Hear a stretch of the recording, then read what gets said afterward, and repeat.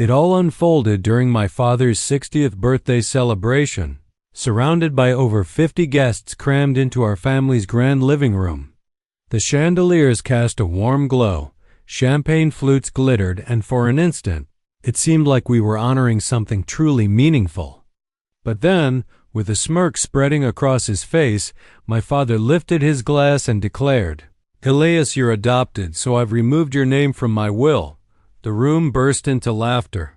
Some relatives bent over, slapping each other's backs as if my humiliation was part of the night's entertainment. My younger brother Victor laughed the loudest, his smug grin directed straight at me. My sister Clara shook her head with feigned pity, leaning in to whisper something to a cousin who laughed even harder. My father reveled in the attention, savoring every cruel moment. The only person not laughing was my mother, Marion. She remained frozen in her seat, her fingers clutching the tablecloth as if bracing herself against a storm. Her eyes darted toward me, filled with silent apology, but she stayed quiet. She never challenged him in public, not even when I was the target. I stood there, staring at all of them. My chest didn't burn with shame, it burned with something else. They expected me to shrink away, to leave in humiliation. Instead, I stepped forward through the laughter, each movement deliberate. The room fell silent as I approached the long banquet table where the gifts were displayed. Without uttering a word, I placed mine on the polished surface. It wasn't wrapped in colorful paper or tied with a bow. It was just a single envelope. Dozens of eyes followed me as I slid it into the center, then ripped it straight down the middle. The paper tore cleanly in my hands. I kept tearing until the pieces were nothing but scraps scattered across the tablecloth. Then I stepped back, my expression calm, while confusion spread through the room. What the hell was that? My father snapped, suddenly unsure. He tried to maintain his confident tone, but I could detect the tremor beneath it. The same people who had been laughing seconds earlier now stared at the shredded pieces, their curiosity replacing their cruelty. I locked eyes with him and answered in a voice steady enough for everyone to hear, "That was my gift to you." A heavy silence followed.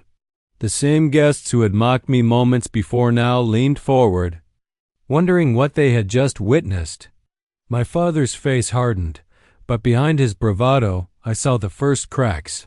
He didn't yet understand what he had lost, but he soon would. The scraps of my gift still lay scattered across the table, fluttering slightly from the draft of the air conditioning. The room remained silent, except for the faint hum of the chandeliers overhead. I could feel every eye on me. Some were wide with shock, others narrowed with curiosity.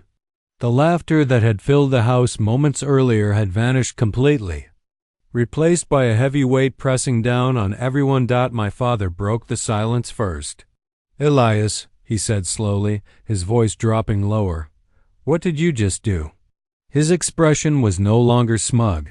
His forehead furrowed, his lips pressed into a thin line. For the first time that evening, he looked uncertain. I stood tall, letting him stew in discomfort. "I gave you my gift," I answered calmly, "and I made sure you could never keep it." A murmur rippled through the guests. Heads turned, whispers filled the edges of the room. People shifted in their chairs, their curiosity sharp, hungry to know what I had meant. Victor leaned forward, scoffing loudly to cover his unease. "Oh, please," he sneered. "What could you possibly give that would matter here? Dad doesn't need anything from you. This is just another one of your attention grabs." Clara smirked, tilting her head with that same superior glare she had perfected since childhood. "Pathetic, really. Even at his birthday, you still make it about yourself."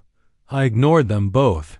They had always played their roles as my father's loyal shadows, echoing his cruelty and basking in the approval it brought them. My words weren't for them. They were for Richard. My father stepped closer to the table, his eyes narrowing at the pile of torn paper. He tried to sound commanding, but there was a faint quiver in his tone. "Pick that up and explain yourself." "Right now." I shook my head. "No, Dad. You wanted to show everyone tonight that I don't belong. You wanted to humiliate me in front of the people you care about most. But what you don't realize is that I came prepared." Gasps rose from the crowd. A woman near the back covered her mouth with her hand. A man whispered something urgently to the guest beside him. The tension in the room had shifted.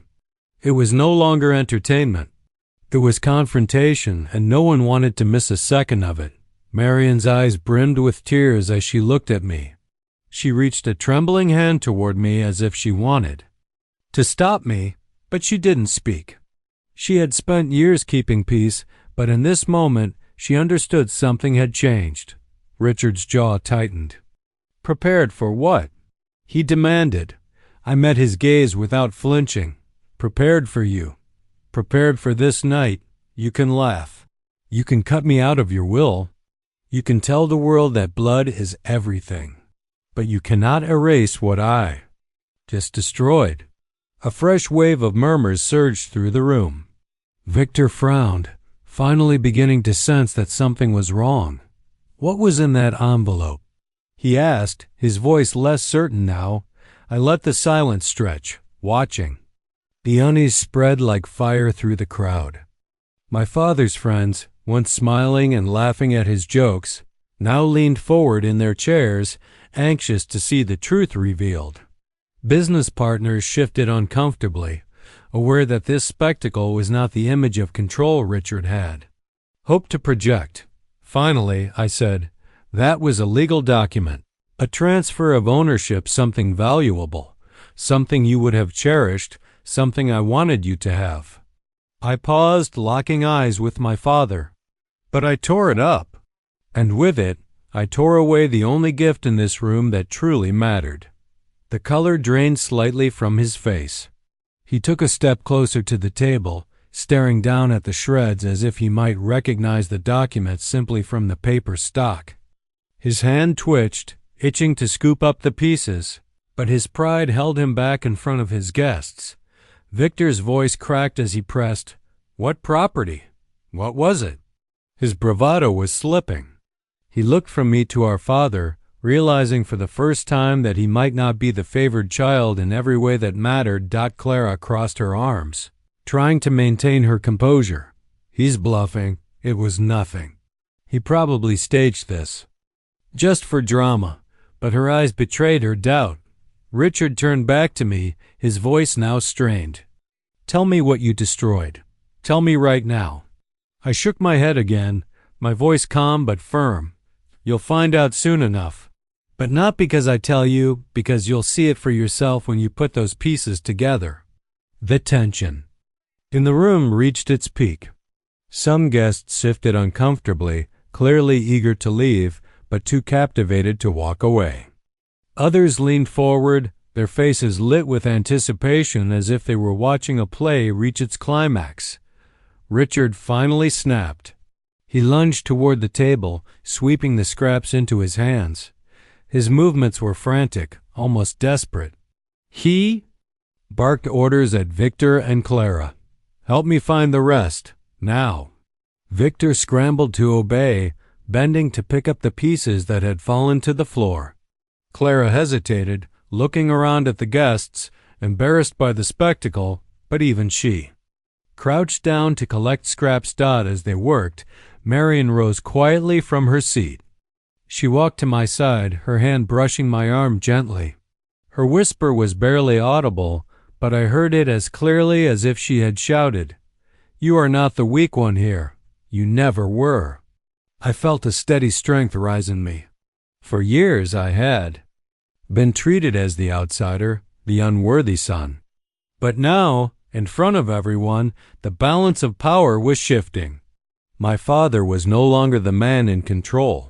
He was the one scrambling, desperate to piece together what I had torn apart. The guests watched in stunned silence as the mighty Richard, the man who had spent his life commanding respect, bent over a pile of torn paper, his hands shaking as he tried to tape it back together. He had turned my humiliation into his own. And I knew in that moment that whatever came next would not just change how he saw me. It would change everything. My father's hands trembled as he pressed the scraps of paper flat against the table. Victor hovered close, holding a strip of clear tape, frantically trying to piece together the edges. Clara crouched down, smoothing the smaller fragments, her face pale but determined to maintain her composure. Their movements were hurried, clumsy, and desperate. The same guests who had laughed earlier now sat in complete silence, watching the proud patriarch of the family scramble like a man drowning. The sound of the tape pulling free echoed unnaturally loud in the quiet room. My father's face glistened with sweat. His jaw was tight, his lips moving in muttered curses as he tried to force the torn pieces back into order. His reputation, his authority, his very image of control, all of it was unraveling before the people whose respect he demanded most. Finally, the words began to form again. The jagged strips of paper lined up, revealing black ink on official letterhead. Guests craned their necks, murmuring as they realized what he was holding. My father stopped taping, his eyes scanning the partial sentences, his breath catching as the truth became clear. The document was a deed transfer, signed, notarized, and legally binding. It had given him ownership of one of my most valuable properties, a commercial building in the heart of the city worth millions. I had intended it as a gesture of respect, a way of showing him that despite everything, I still valued him as my father.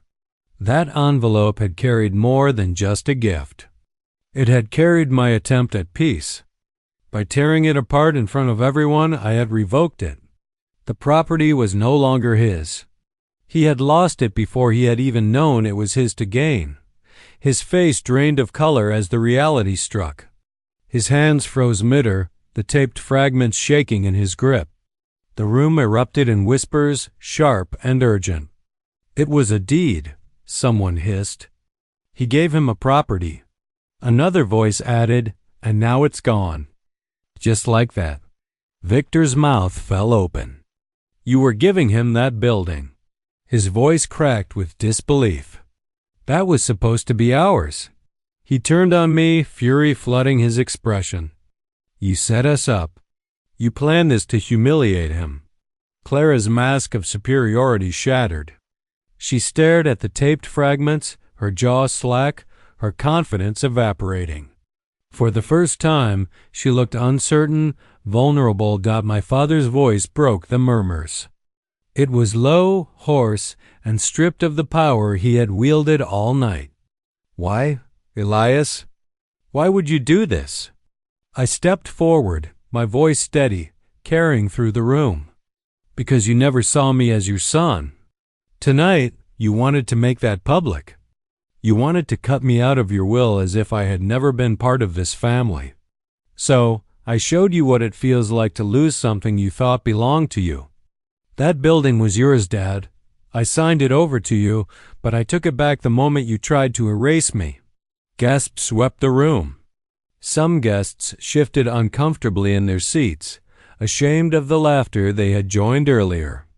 Others sat forward, riveted by the downfall of the man they had admired. Marion's eyes glistened with tears as she reached for me. She didn't say anything, but her face shone with pride and sorrow all at once. Richard's hands dropped the taped fragments. They scattered again across the table, useless now. His shoulders sagged, the fight draining out of him. He had spent his life believing his power came from control, wealth, and bloodlines. In one moment, I had ripped that illusion apart. You think this makes you strong? He spat finally, though his voice wavered. You think tearing up a piece of paper changes anything? It changes everything, I replied. Because that paper wasn't just property. It was proof that I cared even after everything you did to me. I wanted you to have something meaningful, something that said I was still willing to stand by you as your son. But you threw me aside in front of everyone, so I threw away the only chance you had to keep me. The silence that followed was crushing. My words hung heavy in the air, undeniable and final. Victor slammed his fist against the table, his anger spilling over. "You ruined everything," he shouted.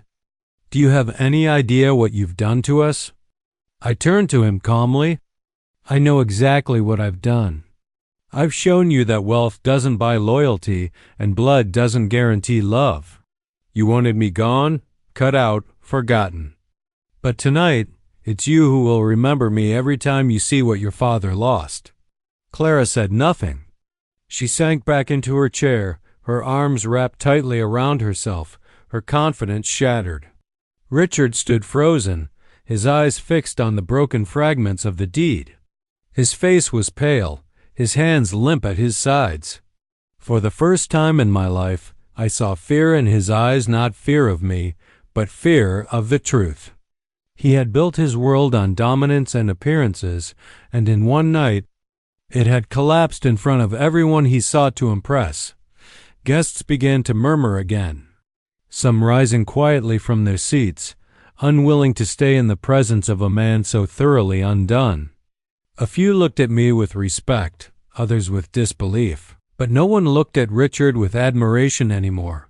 I turned toward the door, my decision final. "Happy birthday, Dad," I said, my voice calm, almost gentle. "Enjoy the gifts from the people who laugh at your cruelty. Mine is gone, just like the respect you thought you still had." As I walked away, I heard chairs scrape, whispers intensify, and the sound of my father collapsing into his seat. The man who had spent his life towering over everyone was left small, powerless, and broken. I left the dining hall with my back straight and my steps steady. Behind me, the whispers followed like a tide.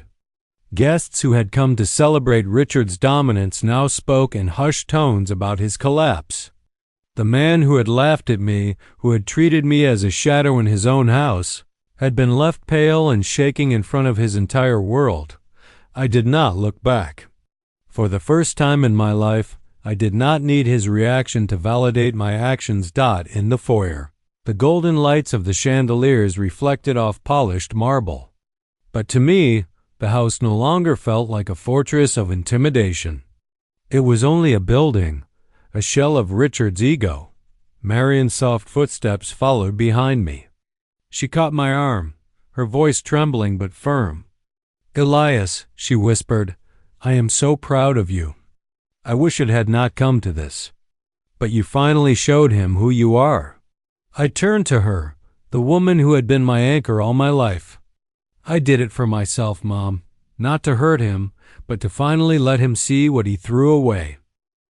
She nodded, her eyes shining. "You always were the strongest one. He just never wanted to admit it." She hugged me tightly, and I let myself hold on, not as the outcast, but as her son, the one she had always loved without conditions.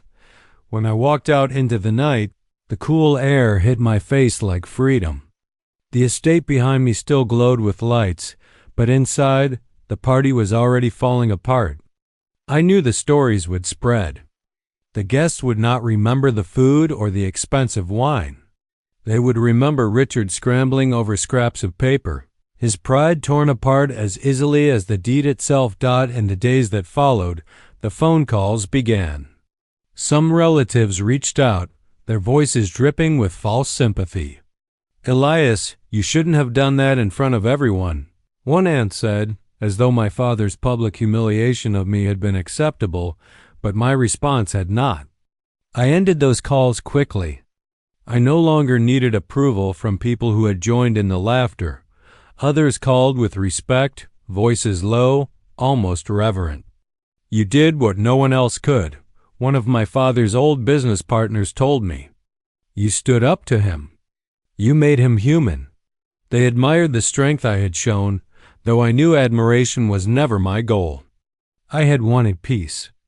But if peace was impossible, then truth would have to be enough. Victor avoided me completely. I heard from distant relatives that he had been raging ever since, furious that I had cost him and Clara what he believed was rightfully theirs.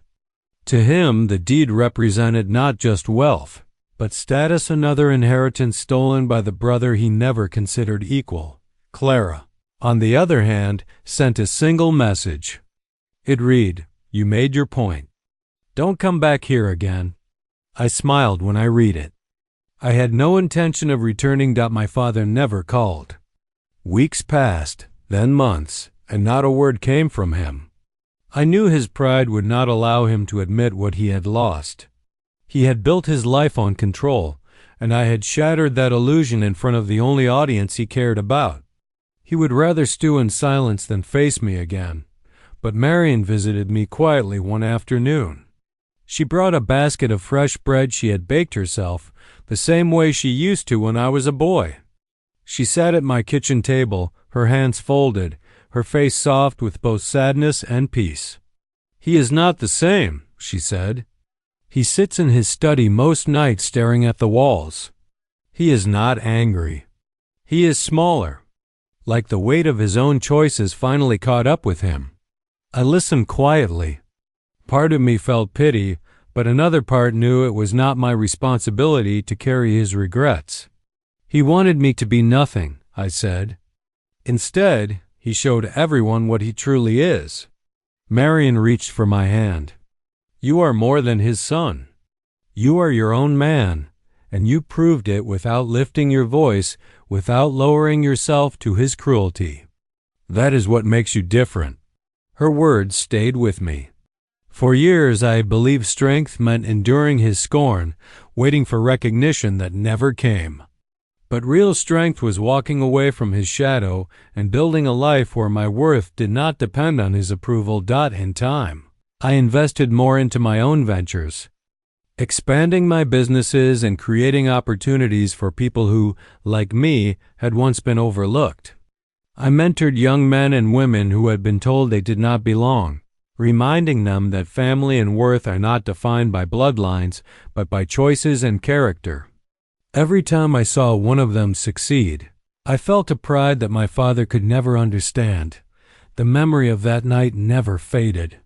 Sometimes I replayed it in my mind, not with bitterness, but with clarity. I remembered the cruel laughter, the smug faces of Victor and Clara, the silence of the guests who refused to stand with me. And I remembered how quickly it all changed. When I stood my ground and let my actions speak louder than their scorn, the lesson was simple, but it carried the weight of a lifetime. Family is not defined by who claims you in their will or whose blood runs in your veins. Family is defined by who loves you, who respects you, and who stands by you when the world tries to push you aside. I had that in Marion. I had that in myself. That was enough. On the day of my father's next birthday, I did not attend. I spent the evening with friends who had become my chosen family, people who valued me for who I was, not what I could give them. We laughed freely, not at anyone's expense, but in joy and gratitude. And as the candles burned low, I realized I no longer carried the weight of his rejection. That night I finally understood. Walking away was not losing. It was winning. Because the man who had tried to erase me was the one left hollow, while I was the one who had found freedom. And that is the truth of what happened the night my father tried to erase me. He thought his words could break me, but all they did was set me free.